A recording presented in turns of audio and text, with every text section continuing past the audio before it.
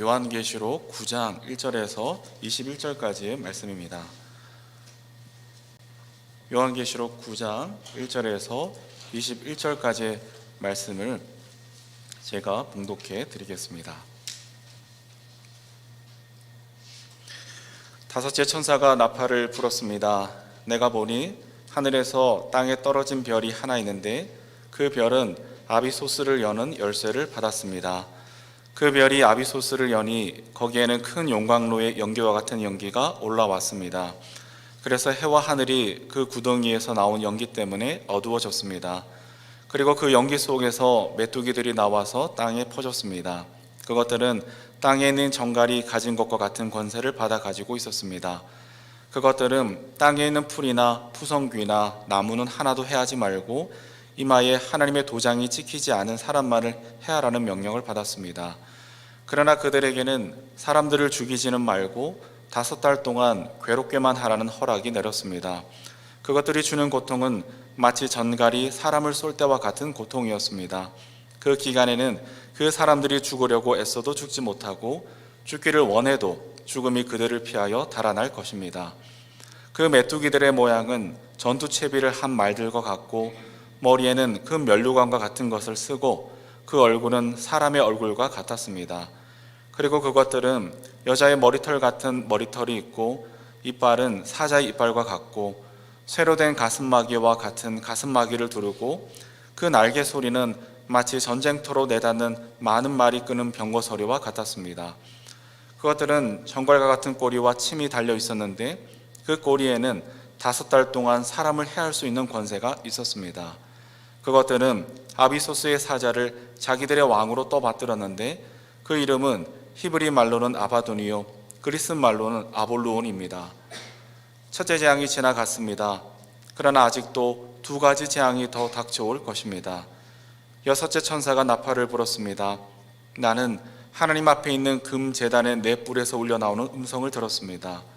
그것은 나팔을 가진 여섯째 천사에게 큰 강 유프라테스에 메어있는 네 천사를 풀어놓아 주어라 하는 음성이었습니다.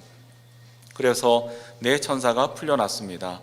그들은 사람의 3분의 1을 죽이기 위하여 그 해, 그 달, 그날, 그때에 맞추어 예비된 이들입니다. 내가 들은 바로는 그 천사들이 거느린 기마대의 수는 2억이나 된다는 것입니다. 나는 이런 환상 가운데서 말들과 그 위에 탄 사람들을 보았는데 사람들은 화홍색과 청색과 유황색 가슴마귀를 둘렀고 말들은 머리가 사자의 머리와 같으며 입에서는 불과 연기와 유황을 내뿜고 있었습니다. 그 입에서 나오는 불과 연기와 유황 이 3가지 재앙으로 사람의 3분의 1이 죽임을 당하였습니다. 그 말들의 힘은 입과 꼬리에 있는데 꼬리는 뱀과 같고 또 꼬리에 머리가 달려 있어서 그 머리로 사람을 해쳤습니다. 이런 재앙으로 죽지 않고 살아남은 사람이 자기 손으로 한 일들을 회개하지 않고 오히려 귀신들에게나 또는 보거나 듣거나 걸어 다니지 못하는 금이나 은이나 굴이나 돌이나 나무로 만든 우상들에게 절하기를 그치지 않았습니다. 그들은 또한 살인과 점치는 일과 음행과 도둑질을 회개하지 않았습니다. 이는 하나님의 말씀입니다. 하나님 감사합니다. 오늘은 회개는 복음이다 라는 말씀으로 함께 하나님의 말씀을 나누겠습니다. 링컨 유모집에 나오는 이야기인데요. 어떤 부인이 자기의 남편과 종종 성격 차이로 갈등이 있었습니다. 아내는 성격이 조용하고 신중한 반면에 남편은 충동적이고 성급하고 또 신경질이 많았는데요. 하루는 함께 시장에 들렀다가 여느와 마찬가지로 생선 가게 주인에게 남편이 신경질을 부리며 짜증을 냅니다. 그러자 생선 가게 주인은 불쾌한 표정을 지으며 아내에게 항의를 합니다. 아내는 항의하는 가게 주인을 지그시 바라보며 이렇게 조용히 부탁합니다. 나는 15년 동안 참고 지금까지 살아왔는데 당신은 15분만 좀 참아주십시오. 이렇게 얘기를 했다고 합니다. 우리가 살아가는 세계에서 만일 참아주고 인내하는 일이 없다면 어떻게 될까요? 어떤 사람이 엄마에 대해서 정의를 이렇게 내립니다. 엄마는 누구냐? 자기 감정을 고집할 수 없는 사람이다. 엄마다. 상당히 동의가 되는 말이었어요. 만약 엄마가 자기 성질대로 또 자기의 감정대로 자녀들을 대한다면 굉장히 어려운 지경에 이르게 될 겁니다. 참아주고 인내해주는 그 사랑 속에서 부모와 자식뿐만 아니라 모든 인간관계는 성숙해 갈 수가 있는 것이죠. 물론 사람마다 자기 감정대로 고지고지 하는 경우들도 있지만 적지 않은 경우 우리는 참아주고 인내해주면서 또 우리의 삶을 구성해 가고 있습니다. 오늘 본문을 읽어보면 첫 느낌은 무시무시하다 이런 느낌이지만, 그러나 가만히 살펴보면 이 본문 속에는 자신의 피조물들을 끝끝내 참아주시는 하나님의 모습이 발견됩니다. 인간의 눈으로 보자면 당장에는 재앙과 환란이 닥쳐서 반복적으로 덮쳐오는 것 같지만, 끝끝내 자신의 감정대로 고집하지 않으시고 참아주시고 인내하시는 하나님의 진심이 9장에 나오고 있습니다. 요한계시록 8장에서 시작된 이 나팔의 재앙, 처음에는 인의 재앙이고 나팔의 재앙이 이제 반복하고 있는데요. 이 나팔의 재앙이 9장에 이르러서는 더욱더 심해지고 있습니다. 그래서 간략하게 살펴보면 다섯째 천사가 나팔을 부니 별 하나가 땅에 떨어집니다. 개역 개정으로 보면 무적행으로 번역된 이 아비소스를 그 별이 열어버리게 되는데요. 그러자 큰 용광로의 연기와 같은 연기가 함께 개역 개정에서는 황충으로 번역된 메뚜기들이 정갈의 권세를 가지고 그 구덩이로부터 나오게 됩니다. 이 황충, 즉 메뚜기의 정체가 뭐냐? 9장의 문맥으로 보면 이 사탄의 하수인이라는 것을 우리가 알 수 있는데요. 이들은 이마에 하나님의 도장이 찍히지 않은 사람들을 무려 5달 동안이나 괴롭게 합니다. 근데 그 고통이 얼마나 큰지 정갈이 사람을 쏠 때와 같은 고통이라고 하는데요. 차라리 죽었으면 좋겠다 싶을 만큼의 고통을 당한다고 합니다. 그러니까 이런 고통을 당하느니 차라리 죽었으면 좋겠다 싶은데도 죽지를 못하는 고통을 겪고 있습니다. 그래서 6절에 보니까 죽기를 원해도 죽음이 그들을 피하여 달아날 것이다, 이렇게 그 고통을 묘사합니다. 그리고 이 5번째 나팔 재앙에 이어서 이제 13절에서부터는 6번째 나팔 재앙이 생겨나게 됐는데요. 6째 천사가 나팔을 불자 유프라테스 강에 묶여있던 4천사가 풀려나게 됩니다. 그리고 그들이 기마대 2역을 이끌고 사람의 3분의 1을 죽입니다. 여기서 기마대 2역이라는 것은 실제 숫자라기보다는 그만큼 무수히 많다라는 당시의 표현법이라고 할 수 있습니다. 그러니까 믿기지 않을 정도로 정말 많은 사람들이 죽게 될 것이라고 그 재앙의 결과를 묘사하고 있는데요. 하나님께서 이처럼 5번째, 6번째 나팔을 부어서 재앙이 반복해서 일어나도록 하시는 목적이 뭐냐? 그 목적이 본문에서 우리는 확인합니다.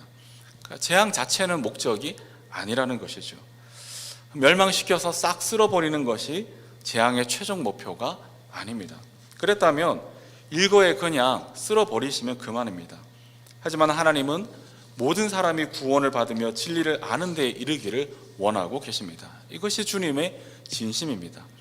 그래서 5절에서 보면 5달이라는 한계를 둡니다. 그러니까 재앙의 강도가 계속해서 반복되지만 그러나 경고를 하고 계시다라는 것이죠. 천년을 하루같이, 하루를 천년같이 기다리고 참아주시면서 무엇보다 회개하고 돌아오기를 바라고 계십니다. 하나님이 아마도 자신의 감정대로 하셨더라면 이 5달이라는 기한을 두지 않으셨을지도 모릅니다.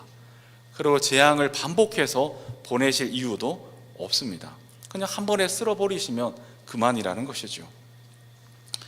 놀라운 것은 이 지경이 되어가고 있는데도 본문에서 사람들은 회개를 하지 않는 모습입니다.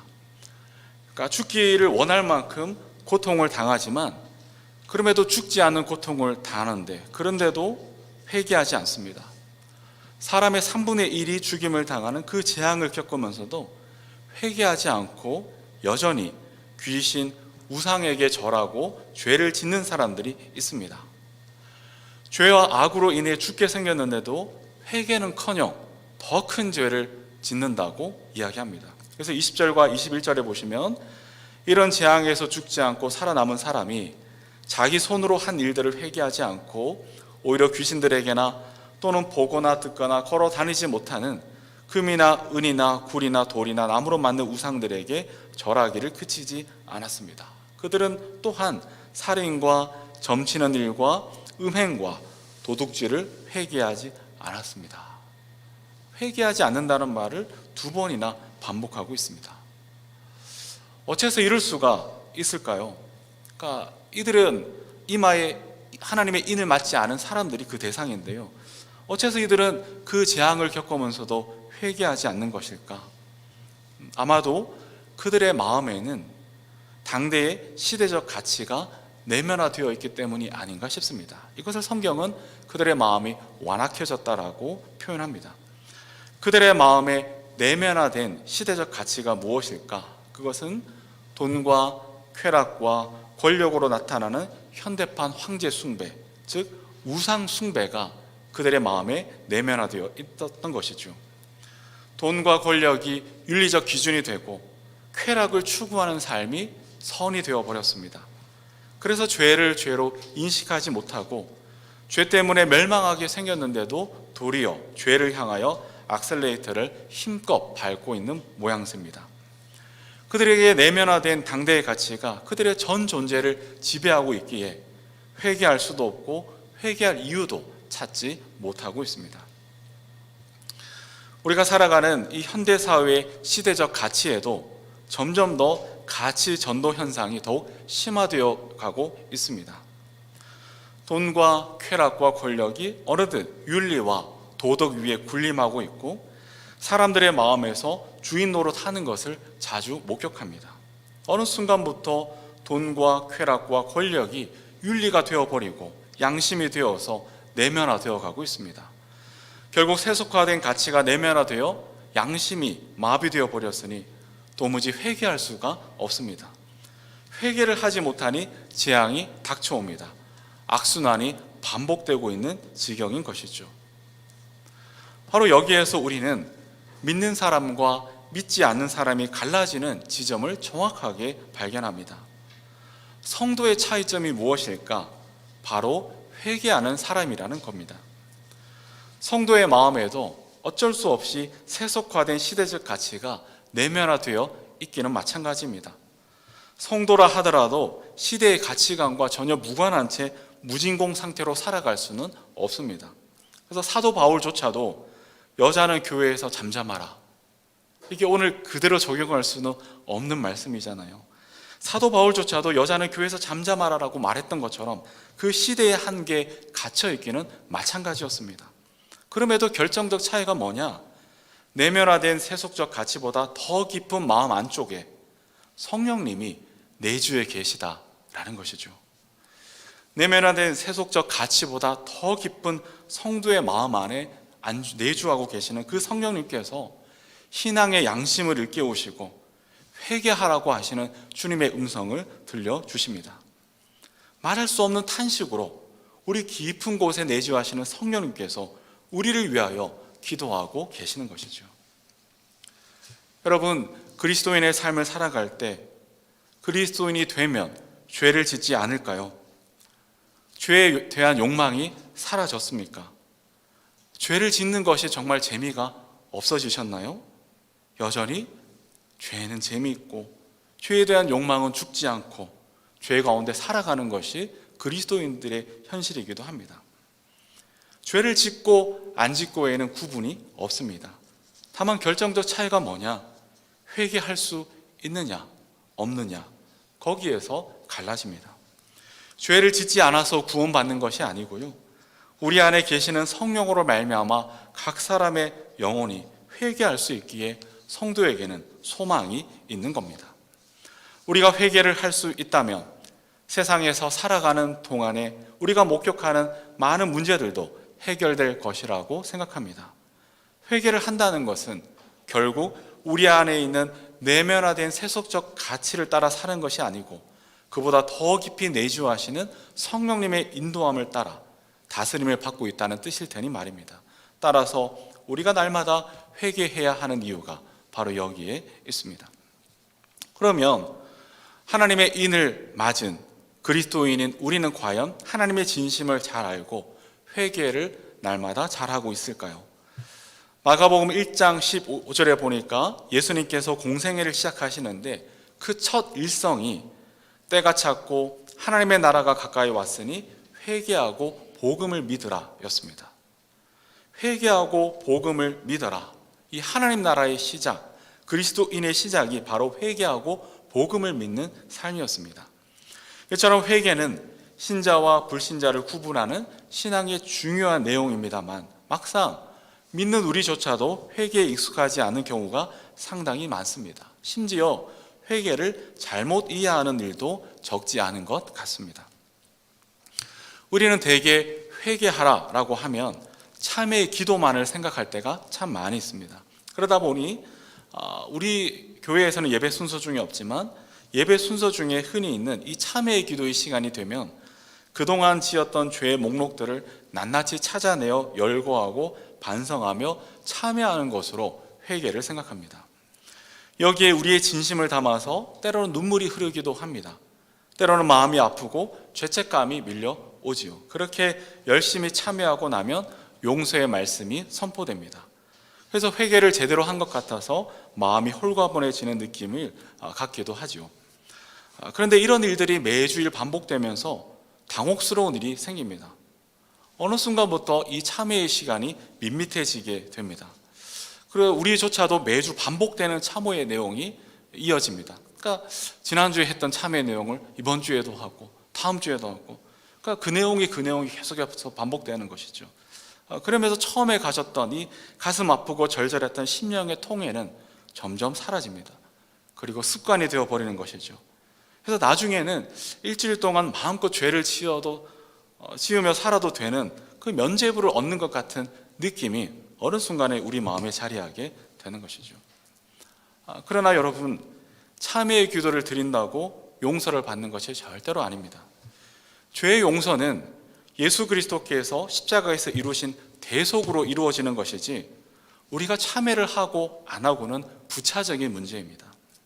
참회의 기도가 중요하지 않다는 말이 결코 아닙니다. 다만 참회의 기도는 회개의 출발이지 회개 자체는 아니라는 것을 잊어서는 안 됩니다. 회개는 우리의 죄책감, 심리적 반성, 참회의 기도 그 이상이라는 것을 잊지 말아야 하겠습니다. 마틴 루터는 종교개혁 95개조 반박문에서 회개에 대해서 이렇게 정의를 내립니다. 우리 주 예수 그리스도께서 회개하라고 하셨을 때 이는 믿는 자의 삶 전체가 회개하는 삶이어야 함을 말씀하신 것이다. 그러니까 회개가 뭐냐? 믿는 자의 삶 전체가 돌아서는 것, 그러니까 삶의 모든 것이 새로워지는 결단과 실천, 그것이 회개이다 라고 종교개혁자들은 정의를 내렸습니다. 이처럼 예수 그리스도께서 회개하라, 천국에 가까이 왔다라고 하셨는데 이 회개가 결국 하나님을 향한 삶의 총체적 전환이라면 회개는 구체적으로 어떻게 하는 것일까요? 우선에는 회개는 참회의 기도에서부터 시작을 합니다. 우리 마음 깊은 곳에 성령님께서 내주하고 계십니다. 그리스도인들의 마음 가운데는 성령님께서 우리 마음 깊은 곳에 내주하고 계십니다. 물론 세속화된 시대의 가치가 우리에게 내면화되어져서 그것이 때로 성령의 음성을 가리기도 하고 방해하기도 하지만 우리 마음 깊은 곳에는 주님의 성령님께서 내주하고 계십니다. 그리고 요한복음 16장 8절에 보면 이 성령님은 죄에 대해, 의에 대해, 심판에 대해 계속해서 책망을 하시는 분이라고 합니다. 성령님께서 하나님의 자녀들로 하여금 죄에 대해서 생각나게 하시고 양심이 가책을 받게 하십니다. 다른 사람들은 전혀 죄의 인식을 못 느끼는데 성령님께서 믿는 자의 마음을 두드리셔서 그냥 넘어가지 않고 일일이 찾아내서 자복하고 참여하고 기도하게 하시는 것이죠. 엘리 제사장들의 아들들이 왜 망했을까요? 그들은 주님의 경고와 책망을 가볍게 여겼기 때문입니다. 특히나 현대사회와 같이 우상 숭배를 비롯한 세속적 가치가 우리 개인의 삶에 내면화된 이 사회에서는 죄를 민감하게 구분해내기가 참으로 쉽지 않습니다. 성령님께서 만져주셔야만 우리는 죄를 분별해 나갈 수가 있습니다. 그러므로 성령님께서 우리의 양심을 두드리시고 자책하게 하실 때 그것에 민감하게 반응해서 날마다 참회의 기도를 드리는 것이야말로 회개의 중요한 출발이다라고 할 수가 있습니다. 매일 똑같이 죄를 짓는 것 같고 매일 똑같은 지점에서 반복해서 넘어지는 것 같아서 이것에 지겨워지고 의미가 없어지고 염치가 없어 보이더라도 우리는 계속해서 참회의 기도를 드려야 하는 것이죠. 매일 반복해서 넘어지는 것이 지겨워 이 참회를 그만둔다면 어느덧 성령의 소리는 희미해지고 세속적 가치가 지배하는 지경에 이르고야 말 것입니다. 죄를 인식하는 것에서 우리의 믿음은 비례해서 자랍니다. 여전히 죄의 문제가 쉽게 해결되지 않아도 끈질기게 기도하고 매달려야 하는 이유가 바로 이겁니다. 그렇게 자복하고 참여하기 시작할 때 예기치 못한 순간에 사도 바울이 경험했던 대로 그리스도 예수 안에서 생명을 누리게 하는 이 성령의 법이 우리를 죄와 죽음의 법에서 해방하여 주십니다. 두 번째 회개의 모습은 예수 그리스도의 십자가를 바라보는 일입니다. 하나님을 만나는 사람의 첫 번째 반응은 예외 없이 나는 죄인입니다 였습니다. 찬란한 빛이 우리 방 안에 들어올 때 방이 얼마나 깨끗한지 더러운지 우리는 알 수 있습니다. 주님의 빛이 내 마음에 비추어질 때 나의 죄악된 모습에 절망할 수밖에 없는 것이죠. 제가 청년 시절에 기도원 같은 곳에 가서 기도하면 간혹 큰 소리로 자신들의 죄에 대해서 통회하고 괴로워하고 뒹구는 분들이 있었습니다. 그래서 청년 시절에 그 어린 마음에 그분들을 이렇게 볼 때마다 마음에 이렇게 판단을 하기도 했는데요. 어린 마음에 참 별나게도 믿는다 이렇게 생각할 때가 있었습니다. 그러면서 저 사람은 틀림없이 큰 죄를 지었을 거야 그렇게 생각을 한 적이 있었습니다. 그런데 저의 마음에 하나님의 은혜가 임하고 빛 대신 주님이 임하시고 보니 비로소 내가 얼마나 큰 죄인인지 깨닫게 되더라는 것이죠. 사도 바울이 고백한 죄인 중에 괴수다라는 이 고백이 그만의 고백이 아니라 나의 고백이었다라는 것이 깨달아졌습니다. 그런데요, 회개는 이러한 자책감에 그치는 것이 아닙니다. 믿음의 눈을 열어서 예수 그리스도 십자가를 바라보는 일입니다. 십자가에 달리신 예수 그리스도를 믿음의 눈으로 바라보는 것이죠. 자책한다고 죄사함을 받는 것이 아닙니다. 후회한다고 용서받는 것도 아닙니다. 우리가 죄의 용서를 받는 근거는 예수 그리스도께서 십자가에서 대속의 피를 흘려주셨기 때문입니다. 나의 공로, 나의 의는 단 하나도 없습니다. 히브리서 9장 12절에 보면 단 한 번의 지성소에 들어가신 예수님은 염소나 송아지의 피로서가 아니라 자기의 피로서 우리에게 영원한 구원을 이루셨다라고 하셨습니다. 따라서 이제 우리는 예수님의 피를 힘입어서 하나님께 우리의 죄를 용서해 달라고 담대하게 요청할 수가 있습니다. 그리고 여기에는 제한이 없습니다.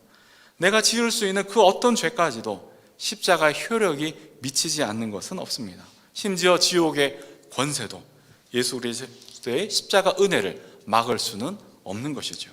그래서 우리가 하나님 앞에 드리는 회개, 예수님이 명하신 회개는 복음이고 은혜가 되는 줄로 압니다.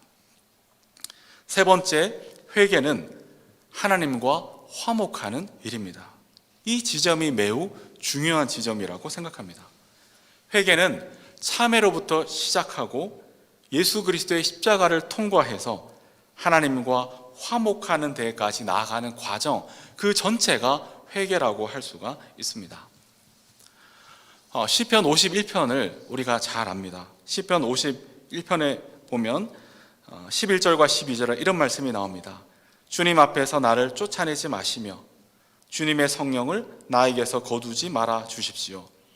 주님께서 베푸시는 구원의 기쁨을 내게 회복시켜 주시고 내가 지탱할 수 있도록 내게 자발적인 마음을 주십시오라고 기도합니다. 주의 성령을 거두지 마시고 구원의 기쁨을 회복시켜 달라고 다윗이 기도합니다. 시편 51편은 잘 아시다시피 다윗이 우리아의 아내 밧세바에게 악을 행한 뒤에 예언자 나단이 그를 찾아왔을 때 뉘우치며 지은 시로 알려져 있습니다. 그가 하나님과 사람에게 범죄했을 때, 그리고 나단이 와서 지적했을 때 그 심정이 어땠을까?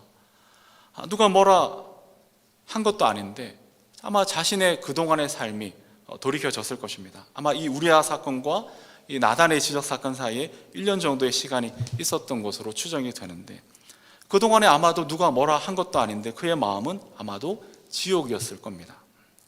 주님이 계시면 천국이고 주님이 계시지 않으면 그곳이 바로 지옥이 아니었겠습니까? 죄를 지었던 다윗의 마음에 어느덧 주님의 성령이 희미하게 느껴지고 구원의 기쁨이 사라졌었다라는 것을 그의 고백을 통해서 확인하게 되는 것이죠. 겉으로 보기에는 왕노릇을 하고 그리고 제사에도 참여하고 아무런 문제가 없었을 겁니다. 그러나 그 자신은 이제 깨달았던 것이죠. 하나님이 낯설게만 느껴지고 구원의 기쁨이 사라졌던 삶이었습니다. 그의 마음이 점점 차갑게 식어 갔었습니다. 그래서 그는 회개의 기도를 드리면서 하나님, 죄의 성령을 거두지 마시고 주의 구원의 기쁨을 회복시켜 주옵소서. 나를 멀리하지 말아 주십시오. 그래서 그는 회개의 기도를 드립니다. 무엇보다 하나님과 친밀한 관계가 회복되어지기를 간구하고 있습니다. 이 다윗의 기도를 통해서 우리가 확인하게 되는 것은 회개의 핵심은 하나님과 화목한 관계로 회복되는 것, 구원의 기쁨이 다시 마음에 가득하게 되는 것, 하나님의 천국이 내 마음에 들어오는 것, 그것이 회개라는 것을 우리에게 보여주고 있습니다. 다니엘 튜더라는 사람이 그의 책에서 대한민국을 이렇게 표현합니다. 기적을 이룬 나라, 기쁨을 잃은 나라. 그러니까 파란 눈의 외국인이 볼 때 정말 경이로운 기적을 이루었지만 기쁨을 잃은 나라가 되었구나. 뼈아픈 지적이라 생각합니다. 이런 지적이 혹시나 우리 그리스도인들에게도 해당하는 말이 아닐지 매우 두렵습니다.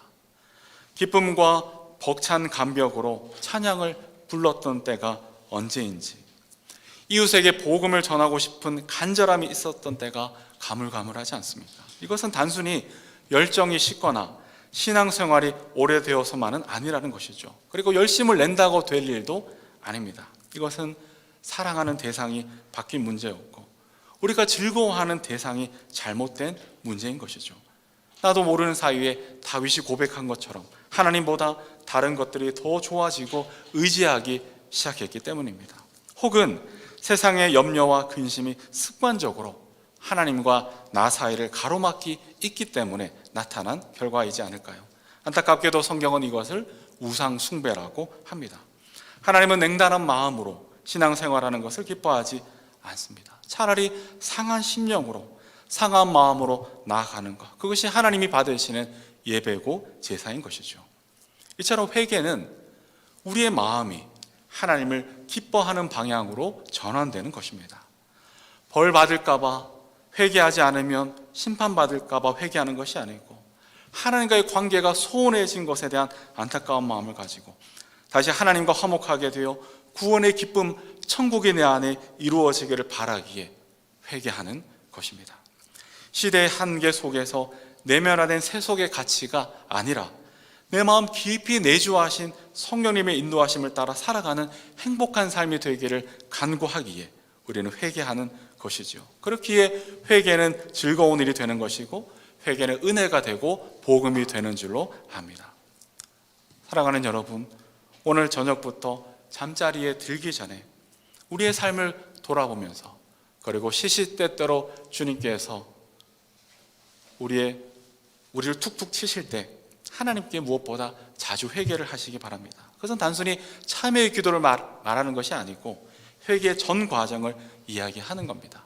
우리의 눈을 돌이켜 십자가를 바라보고 그리고 하나님을 기뻐하고 즐거워하는 그 회개가 우리 삶의 자리에서 일상화되어졌으면 좋겠습니다. 자주 넘어지더라도 반복되는 죄 때문에 나도 지겨워서 포기하더라도 그러나 하나님은 포기하지 않으시고 우리를 기다리고 계십니다. 회개하는 마음, 통회하는 마음을 부어달라고 기도하시기 바랍니다. 상한 마음, 통회하는 마음, 자복하는 마음을 반드시 주십니다. 그 어떤 것보다 하나님을 더욱 즐거워하는 마음, 예수 그리스도의 십자가를 사랑하는 마음, 주의 성령으로 충만한 마음이 되기를 사모하시기 바랍니다. 그때에 주의 성령을 거두지 마시고 구원의 기쁨을 회복시키는 은혜가 위로부터 우리 마음 깊은 곳에 등불처럼 켜지게 되는 것이죠.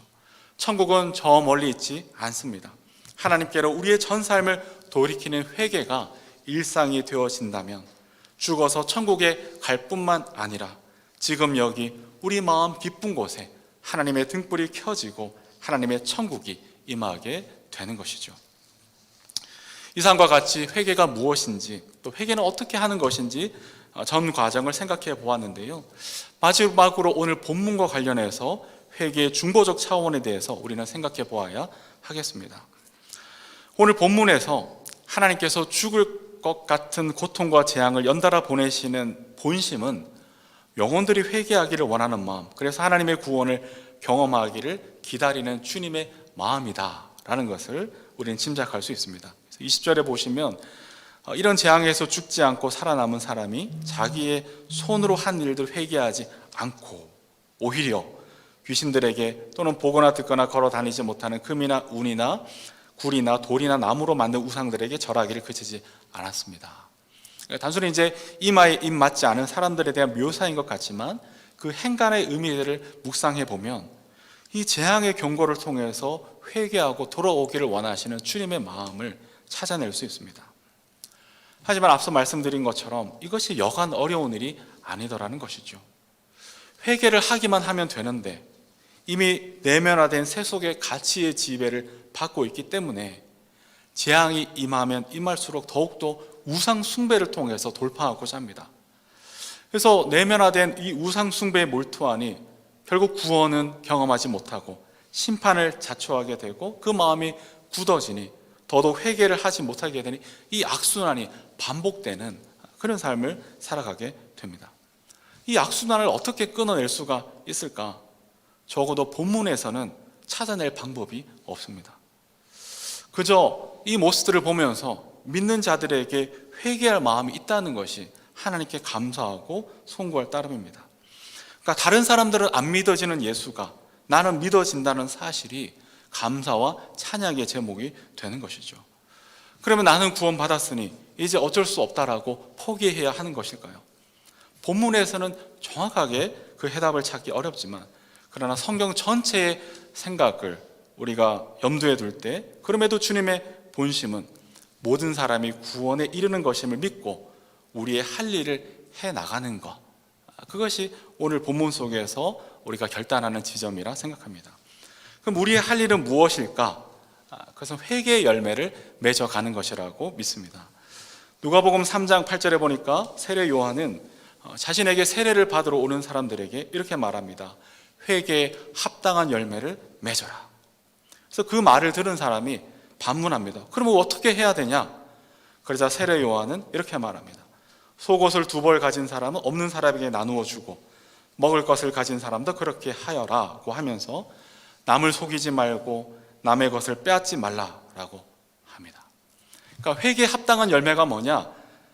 세례 요한이 말하는 것들 속에서 그것들이 가리키는 것은 바로 이웃 사랑으로 귀결됩니다. 회개에 합당한 열매가 무엇인가 했더니 이웃을 사랑하는 것으로 귀결되더라는 것이죠.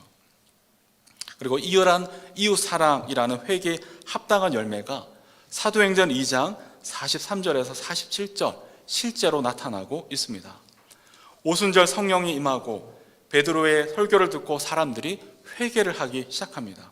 그리고 그들이 회개하면서 그것은 단순히 참회뿐만 아니라 삶의 전 모습이 전환되기 시작했는데 어떻게 그들의 삶이 전환되어졌느냐? 회개의 열매가 구체적으로 이렇게 나타납니다. 모든 사람에게 두려운 마음이 생겼다. 사도들을 통하여 놀라운 일과 표징이 많이 일어났던 것이다. 믿는 사람은 모두 함께 지내며 모든 것을 공동으로 소유하였다. 그들은 재산과 소유물을 팔아서 모든 사람에게 필요한 대로 나누어 주었다. 그리고 날마다 한 마음으로 성전에 열심히 모이고 집집이 돌아가면서 빵을 떼며 순전한 마음으로 기쁘게 음식을 먹고 하나님을 찬양하였다. 그래서 그들은 모든 사람에게서 호감을 샀다. 주님께서는 구원받는 사람을 날마다 더하여 주셨다. 초대교회가 회개를 하고 구체적으로 행동했던 회개의 열매는 분명합니다. 하나님 사랑과 이웃 사랑이 동시에 나타나고 있습니다.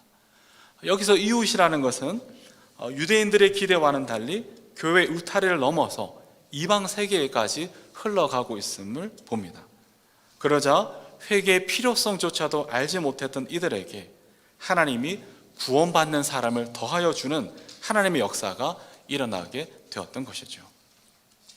이것은 분명히 오늘날에도 동일한 원리가 될 것이라고 믿습니다.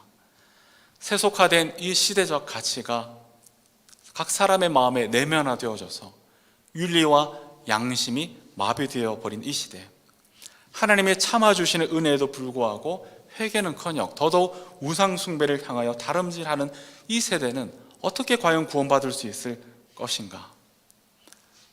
우리는 무엇을 해야 할 것인가? 모세가, 느헤미야가, 그리고 우리 주님이 십자가에서 그러하셨던 것처럼 나의 죄악뿐만 아니라 세계의 죄악을 짊어지고 회개하고 하나님께로 돌이킬 때 초대교회와 같이 주께서 구원받는 사람을 날마다 더하여 주시는 그 구원의 역사가 폐역한 이 땅 가운데도 가득하게 될 것이다. 이것을 믿음의 눈으로 붙들게 됩니다. 물론 우리가 회개한다고 이방인의 구원이 반드시 일어난다라고 어느 누구도 장담할 수는 없습니다. 다만 우리가 말씀 속에서 확인하는 바는 이방인이 구원받는 그 자리에는 누군가의 회개가 반드시 있었다라는 사실이죠. 이방인이 구원받는 그 자리에는 누군가의 회개와 결단이 분명히 있었습니다. 그러니 오늘부터 하나님 앞에 나아가 즐거운 마음으로 회개하고 하나님을 기뻐하는 그 단독자로서의 시간과 공간을 우리는 마련할 수 있어야 하겠습니다. 회개는 후회와 자책감이 결코 아닙니다. 하나님을 향한 내 삶의 전환이고 하나님을 즐거워하고 하나님을 사랑하는 일입니다. 회개는 그래서 복음입니다. 우리가 이 복음인 회개를 붙들 때 자비로우시고 인내가 넘치시는 우리 주님은 주의 성령을 거두지 마시고 구원의 기쁨이 회복되는 감격을 우리 마음 안에 부어 주실 것입니다. 입술에 다시 찬양이 회복되고 말씀을 읽을 때마다 깨달아지고 기도할 때마다 눈물과 충만함이 가득하게 계시는 하나님을 가까이에서 느끼게 되는, 이미 내 안에 계시는 주님을 가까이에서 경험하게 된 그 은혜가 우리 안에 회복되어지는 것이죠. 무엇보다 이웃과 세계를 향한 불타는 심정이 끌어오게 될 것입니다. 바로 여기에 이 땅에 희망이 있습니다. 바로 여기에 하나님이 우리를 보내시는 까닭이 있는 줄로 압니다. 이 은혜와 복을 누리는 우리 모두가 되시기를 주님의 이름으로 축복합니다. 아멘. 우리 시간 말씀을 생각하며 함께 찬양 드렸으면 좋겠습니다. 시편 51편을 가사로 만든 정결한 마음 주시옵소서 함께 찬양하고 기도하겠습니다.